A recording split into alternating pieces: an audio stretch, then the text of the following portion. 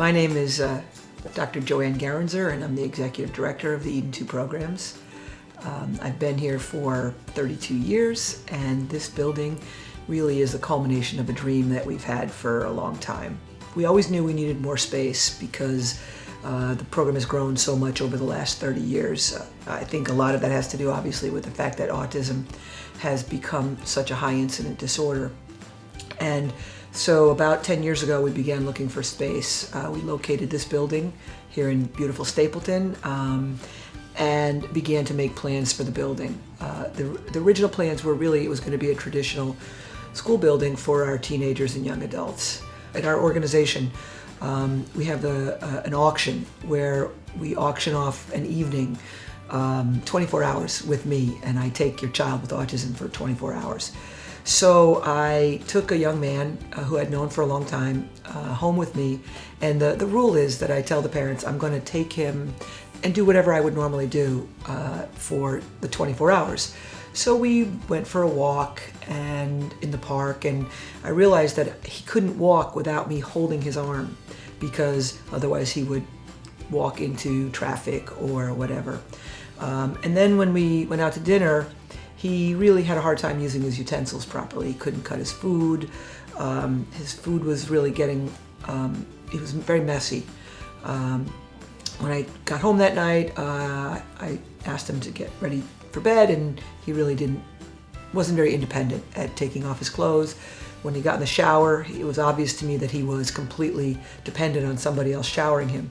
I was struggling with this because he's 16 years old and been in our program for over 10 years. The next day I went into the classroom and I looked at his individualized education plan, and I saw no goals on independent showering, no goals on using his utensils.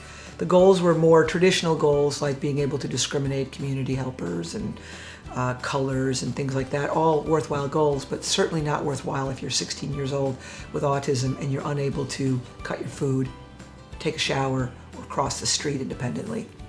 So we went back and I redesigned this entire building. I decided that part of the reason why the goals were not okay for this young man was that there was not a setting that would allow the teachers to work on these things. They couldn't work on showering because we didn't have a shower. They couldn't really work on cooking and being independent in dressing because we just didn't have the right environment. My feeling is if you have a classroom with desks and tables and chairs, then that's where you'll do your work. Teachers will teach at tables and chairs if that's all they have available to them. So this building really is what I believe and what we here at Eden 2 believe is what should be available for teenagers, especially teenagers with significant autism, because in order for them to truly be independent when they turn 21, they need to work on these things for a long time. All of the funding that a young man or woman with autism gets is prior to 21. After 21, all bets are off. You don't know what kind of funding you're going to get. So it is our responsibility as an education program to make sure that we're giving these young men and women all the skills that they need in order to be independent, successful adults. The real world, you all, I'm sure, have experienced walking into a ladies' room or a men's room in a restaurant and not know how to turn the water on.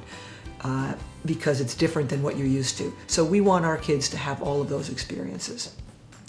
We want them to be able to be independent at home. So we have 2 classrooms that are apartment-style classrooms.